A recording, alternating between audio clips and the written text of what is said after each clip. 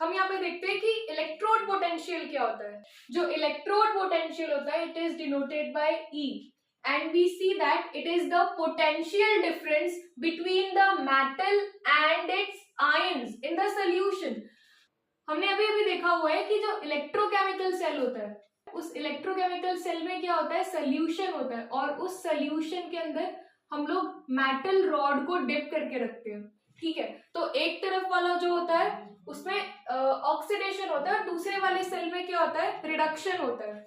तो वहां पर क्या होगा, जो मेटल है, मेटल और आयन के बीच में जो चार्जेस हो रहे हैं, जैसे कि जो जिंक होता है, जिंक अपना नेगेटिव चार्ज, मतलब जिंक का जो मेटल रॉड होता है, जिंक का मेटल रॉड क्या होता है कि इलेक्ट्रॉन लूज करता है। तो इस पूरी मेटल रॉड पर क्या होगा, नेगेटिव चार्ज, और इसके सराउंडिंग में क्या होता है, Zn डाई पॉजिटिव आयंस टूट कर गिरने लगते हैं, मतलब Zn डाई पॉजिटिव आयंस यहाँ पर फॉर्म होते हैं, जिस वजह से सोल्यूशन में क्या होता है, सोल्यूशन में पॉजिटिव चार्जेस का कंसंट्रेशन, पॉजिटिव आयंस का कंसंट्रेशन इंक्रीज हो जाता है, जिस वजह से क्या होगा कि जो मेटल है और जो आयन है इन दोनों के बीच में जो पोटेंशियल डिफरेंस होता है, बस उसी पोटेंशियल डिफरेंस को हम लोग क्या कहते हैं, इलेक्ट्रोड पोटेंशियल।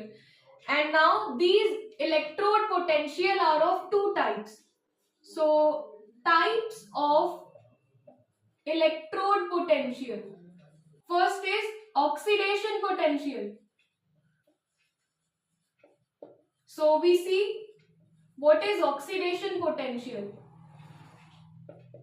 जो ऑक्सीडेशन पोटेंशियल होता है, क्योंकि दोनों सेल में से एक तरफ पर पॉजिटिव चार्ज होता है, एक तरफ पे नेगेटिव चार्ज होता है मेटल रॉड पे, एक हमारा ऑक्सीडेशन पोटेंशियल शो करता है सेल, और दूसरा वाला जो हाफ सेल होगा वो रिडक्शन पोटेंशियल शो करता है। तो यहाँ पे क्या होगा, ऑक्सीडेशन पोटेंशियल को हम लोग डिफाइन कैसे कर सकते हैं यहाँ पे, so it is the tendency. Oxidation potential मतलब क्या होगा, the tendency of electrode to lose electron, tendency of electrode to lose electron is called oxidation potential। ये हमको बहुत अच्छे से पता है, ऑक्सीडेशन मतलब होता है लॉस ऑफ इलेक्ट्रॉन, और जिस मेटल की टेंडेंसी है कि वो इलेक्ट्रॉन लूज करेगा तो उसको हम लोग क्या कहते हैं कि वो उसका ऑक्सीडेशन पोटेंशियल हो जाएगा। जैसे कि जो मेटल है, मेटल अभी यहाँ पे अपने सॉलिड स्टेट में, and suppose it loses it's an electron, अगर ये एन इलेक्ट्रॉन को लूज कर देगा तो ये क्या बन जाएगा, ये इसका मेटल रॉड का, इसके मेटल रॉड का क्या बन जाएगा, इलेक्ट्रोड पोटेंशियल बन जाएगा। मेटल रॉड का ये इलेक्ट्रोड पोटेंशियल को शो करेगा। एंड देन नेक्स्ट हम लोग समझते हैं it's second type is reduction potential. तो रिडक्शन पोटेंशियल भी क्या होगा, ये मेटल रॉड की टेंडेंसी है, it is the tendency of electrode to gain electron। Metal rod की टेंडेंसी कि वो इलेक्ट्रॉन को क्या करेगा, अपने तरफ गेन करेगा, मतलब इलेक्ट्रॉन को ले लेगा। ठीक है, तो उसको हम लोग क्या कहते हैं, उसको हम लोग रिडक्शन पोटेंशियल कहते हैं। और हमको ये पता है कि हम लोग किस तरह से इसको शो करेंगे। अगर हमारा मेटल आयनिक स्टेट में है, सपोज जो मेटल है वो एन इलेक्ट्रॉन डोनेट करके बैठा हुआ है, तो अब ये क्या करेगा, अगर ये इन्हीं एन इलेक्ट्रॉन को एक्सेप्ट कर लेगा तो वापस से ये क्या बन जाएगा, वापस से मेटल बन जाएगा। इसका मतलब यहाँ पे क्या कि किसी भी मेटल की किसी भी मेटल रॉड की टेंडेंसी होती है या तो वो अपना इलेक्ट्रॉन को लूज करेगा एंड या तो वो अपने इलेक्ट्रॉन को क्या करेगा, एक्सेप्ट करेगा। तो ये होता है इलेक्ट्रोड पोटेंशियल। लेकिन इलेक्ट्रोड पोटेंशियल को हम लोग ऐसे भी समझ सकते हैं कि यहाँ पे कुछ स्टैंडर्ड कंडीशन आ जाती है। अब ये स्टैंडर्ड कंडीशन क्या होती है वो हम लोग समझते हैं।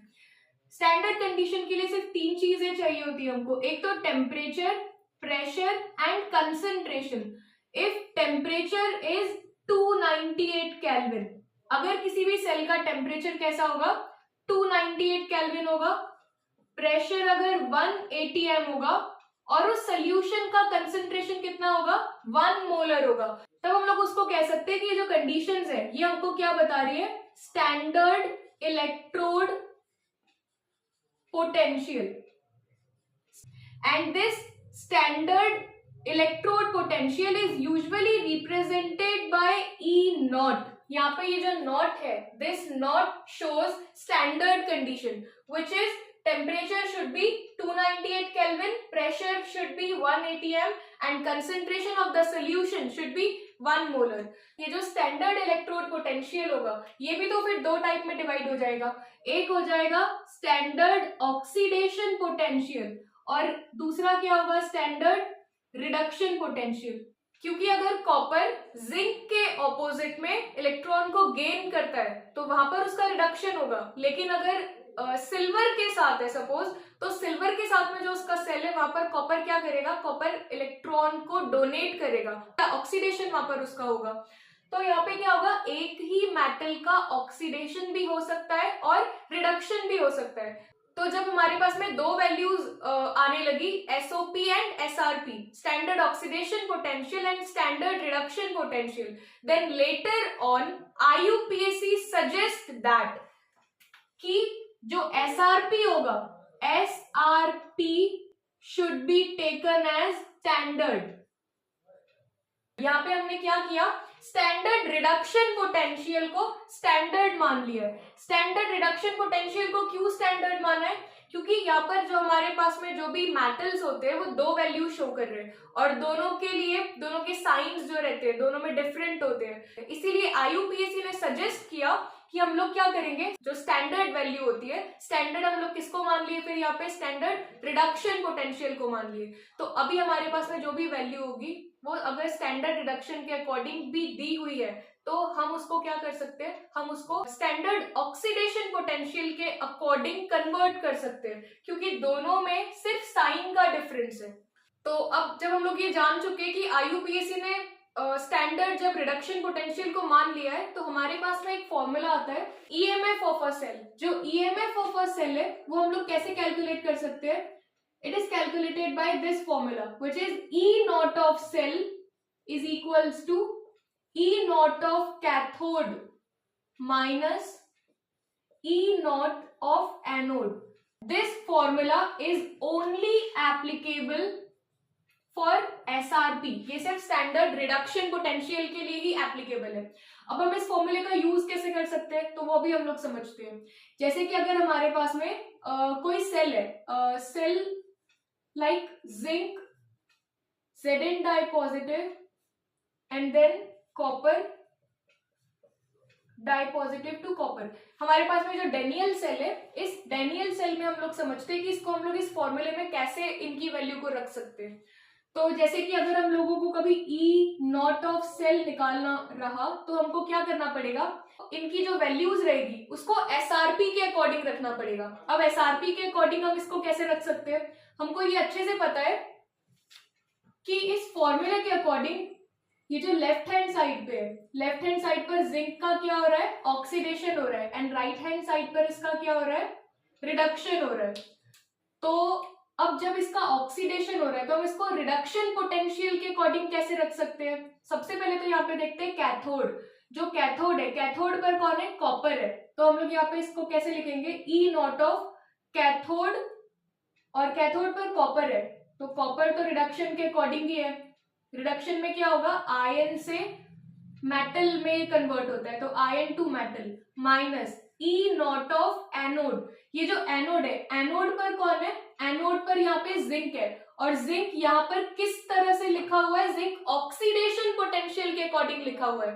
पर अगर मैं यहाँ पर Zn and Zn di positive लिखूं इस तरह से तो ये यहाँ पर वैलिड नहीं होगा, क्योंकि ये जो फॉर्मूला है ये फॉर्मूला सिर्फ कौन सी वैल्यूज को एक्सेप्ट करेगा, एसआरपी की, स्टैंडर्ड रिडक्शन पोटेंशियल की वैल्यू को ही एक्सेप्ट करेगा।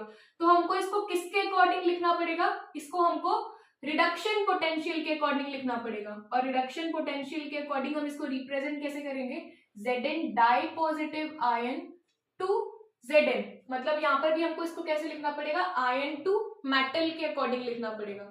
और जब कभी भी हम लोग एसओपी से एसआरपी में वैल्यूज को कन्वर्ट करते हैं, जब कभी भी एसओपी से एसआरपी में वैल्यूज को कन्वर्ट करते हैं तो वहां पर सिर्फ क्या होता है, साइन चेंज हो जाता है। अगर एसओपी में जिंक का वैल्यू पॉजिटिव रहा होगा तो एसआरपी में उसका वैल्यू क्या हो जाएगा, नेगेटिव होगा। बाकी वैल्यू बिल्कुल सेम रहेगी, लेकिन सिर्फ यहाँ पे किसका चेंज आएगा, साइन का चेंज आ जाएगा सिर्फ। तो इसे हम लोग इस तरह से हम लोग क्या कर सकते हैं, किसी भी ऑक्सीडेशन पोटेंशियल को रिडक्शन पोटेंशियल में कन्वर्ट कर सकते हैं और रिडक्शन पोटेंशियल की वैल्यू को ऑक्सीडेशन पोटेंशियल में कन्वर्ट कर सकते हैं। हम लोग यहाँ पे देखते हैं कि इस इक्वेशन के अकॉर्डिंग इस क्वेश्चन को हम लोग किस तरह से सॉल्व कर सकते हैं। So in this question we need to calculate EMF of a cell, EMF of this cell. यहाँ पे जो इक्वेशन गिवन है, इस इक्वेशन का हमको क्या करना पड़ेगा, सबसे पहले तो इस तरह का जब भी क्वेश्चन आता है तो हमको क्या करना होगा, इसका रिप्रेजेंटेशन करना होगा। और जिसमें हमारे पास में वैल्यूज गिवन है, जो Zn डाई पॉजिटिव की वैल्यू है और Ag से Ag पॉजिटिव की जो वैल्यू वो हमारे पास में गिवन है। लेकिन ये जो वैल्यूज है ये मेटल से आयन बन रहा है, मतलब ये किसके अकॉर्डिंग है, ये दोनों जो वैल्यूज है ये एसओपी के अकॉर्डिंग है।